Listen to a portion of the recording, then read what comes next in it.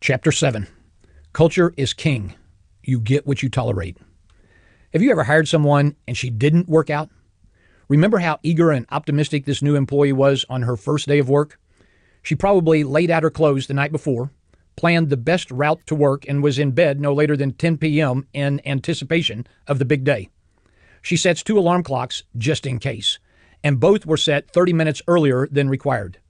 After a healthy breakfast, she left the house sooner than necessary because there might be traffic, and arrived at work 20 minutes before the official starting time.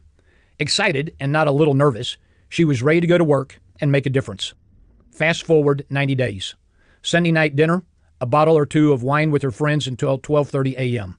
The next morning, 1 alarm clock goes off and she gets a couple of extra groggy snoozes before stumbling into the bathroom for a quick shower. Makeup is tossed into her purse to be applied while driving. Breakfast is a roadie coffee to get the blood flowing, and she arrives at work 10 minutes late. The first 20 minutes are spent gossiping with coworkers about their weekend, and finally, 45 minutes after starting time, she tries to look busy by answering a few emails and checking her Facebook account. What happened to cause this gradual deterioration during those 90 days? One word: culture. The culture of the company gradually taught her what was acceptable and normal. She learned the rules of the game and the minimum level of effort required to get by. She adapted to her new workplace environment by figuring out how things were done around here, and she went with the flow. The vast majority of business management teams, whether a publicly held Silicon Valley behemoth or a mom-and-pop Sioux Falls corner drugstore, have drunk the Kool-Aid that's stocking the kitchen with free protein-enriched smoothies and heart-healthy pork rinds are drivers of culture. Having a corporate concierge service pick up your dry cleaning and arrange for a back massage do not promote culture. Recently, I heard an extremely well-known entrepreneur tell an audience that she was encouraging a great culture at her company by building 2 nap rooms for her employees. Seriously, nap rooms? She made the stupid mistake of thinking perks drive culture, and that is dead wrong. Perks are wonderful for employees, but they come closer to driving entitlement than culture. Instead of nap rooms, it would have been far cheaper to stock the kitchen with Red Bull. But then again, why stock a 5-hour energy drink if your employees are only going to work 4? The problem is not limited to Silicon Valley. Look at any business magazine when they rank the best companies to work for. The litmus test is always based on perks, goodies, and benefits, not on culture, challenge, personal growth, or getting stuff done. The assumption is that more coddling equals happier employees. Dumb. That's analogous to saying more money can fix a broken marriage. More money might make it bearable, but it won't fix it. Culture is not values or mission statements. Those are ideals, not disciplines. Culture is how we treat each other, how we talk to each other, whether or not we trust each other, and how we handle conflict. Culture is about accountability, measuring, a bias for urgency, a focus on solutions, calling it tight, saying what needs to be said, being kind and generous, acknowledging one another, and expressing appreciation. In case you doubt what I'm saying, just take a look at the U.S. Navy SEALs. They have one of the greatest cultures of all time, and it's not because they get to bring their dog to work or have a nap room. They get stuff done. They hold each other accountable and work in unison for a common objective, and they are proud of their results. All relationships, be it marriage, parent-child, boss-employee, operate within a culture. Regardless of the relationship, certain ways of acting and showing up are permitted and acceptable, and others are strictly out of bounds and inappropriate. The problem is that the culture we currently have in our workplace relationships is rarely a culture we consciously created. Rather, the culture in our businesses is a culture we have tolerated because of a lack of courage to address the problems of backbiting, smack, clicks, excuses, blaming, silence, gossip, procrastination, missed deadlines, being late and unprepared for meetings, mediocrity, and doing just enough to get by. See the apology for guidance on how to initiate a cultural change. Here it is on a bumper sticker. The key to a great culture is creating and fostering a never-ending conversation about the rules of the game. The rules define the boundaries or guardrails so that everyone knows exactly how to act, how to communicate, and how to treat each other. Culture, not a value statement, is the key to high performance and becoming the employer of choice. Enron's value statement was respect, integrity, communication, excellence. A plaque on the wall is not a substitute for culture, and neither are nap rooms. Culture is so important to me in the businesses we own that we include a culture statement in our job postings. We also spend a lot of time discussing our culture principles, rules of the game, in the first interview. No need for me to find out how talented you are if you're not a good fit with our culture. I always tell prospective employees that their talents and willingness to hit my outcomes is what will get them this job, but their ability to perform inside our culture is what will allow them to keep their job. Rules of the game conversations are a standard part of our employee coaching sessions, town hall meetings, and performance reviews. Here's a copy of the message we require our headhunters to include in the job description for the search assignments for our businesses. We also use this exact language in our Craigslist ads. If you can commit to and live with the following principles, then you're the type of person who will be successful and help our company thrive. If you feel this level of engagement is not right for you, or that you're not willing or able to participate with us at this level, we're not a good fit for you. Our expectation is that you will take the steps necessary to do what you say you're going to do and be accountable for your actions. In other words, live above the line. We understand that not every person is ready for this level of performance, and we appreciate the honesty of those who decide this is not the right place for them.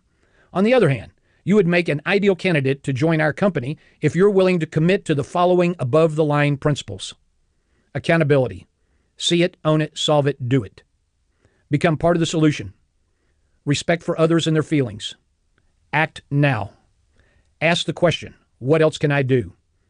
Ask the questions, what coaching do you have for me? What can I do better?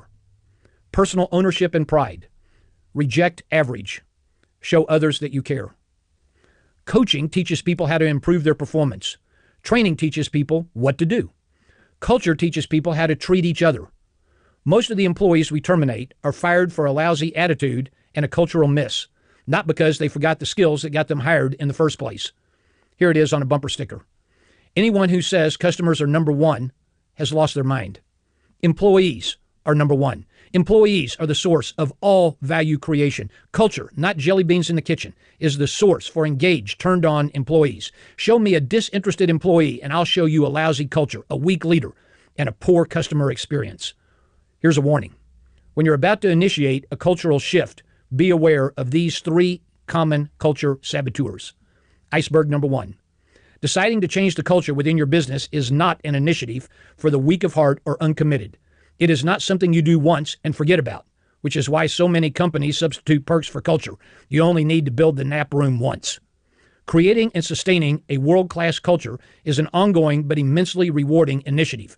It lowers turnover, improves efficiency, and makes the business a good place to work. Besides, it's the right thing to do. Iceberg number two. There is always at least one person on a team who thinks he is immune to the culture transformation conversation. This individual thinks the rules do not apply to him because he's special or critically important to the organization and therefore immune to the rules. This special person is usually the stud salesman, the programmer who has the source code in his head, or the long-tenured employee who has been with you since the beginning. Your tendency will be to make an exception for this critically important person and his special circumstances. You will attempt to do a workaround and find ways to accommodate or justify his behavior, all in the name of, we can't afford to lose him. Trust me when I tell you that you will talk, coach, train, beg, reprimand, tolerate, and hang on to this person for way too long. Ultimately, however, you will have a decision to make. Do I abandon my culture initiative, or do I suck it up and replace this jerk? You cannot make exceptions when it comes to culture. I guarantee that you will say, what took me so long? Once the toxic employee is given the opportunity to seek employment elsewhere. Iceberg number three. An unenforced rule is not a rule. It's a suggestion. Coaching your employees is of no value without consequences. If you lack the courage to have the hard, straightforward conversations, save your time and avoid initiating a culture transformation. Every failure of leadership has at its root a lack of courage. Here it is on a bumper sticker. The reason we hesitate to have the hard conversations is because we don't care enough. If you truly cared enough, you would say what needs to be said. After all, how else are they going to improve and maximize their potential? Let me remind you that nothing can change until the unsaid is spoken. There are no shortcuts for implementing and sustaining the culture in any relationship. In the final analysis, truly caring about the people is what drives and sustains culture, and culture drives value creation. Peter Drucker said it best. Culture eats strategy for breakfast. Thinking time. What is the culture we have now? Make a list of how people act and treat each other, both good and bad. What is the culture we want to create? Make a list. If this were the worst, most toxic place on the planet to work, what would the culture look like? Make a list so that you can start thinking about the opposites. What would the culture look like if we were to become the employer of choice? What are the culture deficiencies in our business that are preventing us from being high performance versus high maintenance? What are the beliefs employees must have that have led to the culture we now have? What are the new beliefs employees must have to construct our new vision of how we treat each other and work together? What are the specific rituals we can create which will help reinforce and memorialize our new culture? What are the difficult conversations I need to have to reset our culture and create a high-performance team? What are the simple rules of the game we must adopt to create a culture in which our people are truly engaged, committed to excellence, and do their best work? Now, go think. You will thank me later.